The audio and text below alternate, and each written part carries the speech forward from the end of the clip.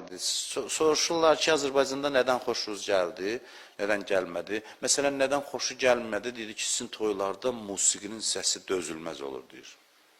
Bu, həqiqətən də, biz terrora məruz qalırıq toylarda. Əməli baş terrordur.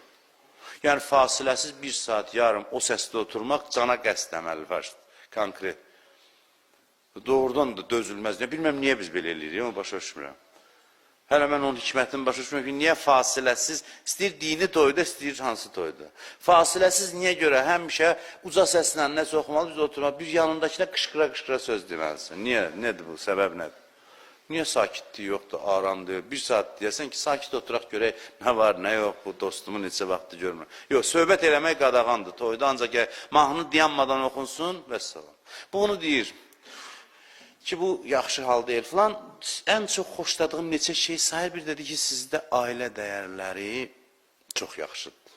Və sözündən belə çıxır ki, bizim fitimizə gedib bunu əldən verməyin. Və sözündən belə çıxır. Yəni, bizə qoşulub, allanmayın o sözlərə. Bunu qoruyub saxlayın.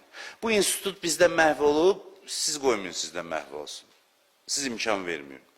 Neçə şey sayıra, tək bunu demir. Azərbaycanda ailə dəyərləri qorunmalıdır, çox gözəldir.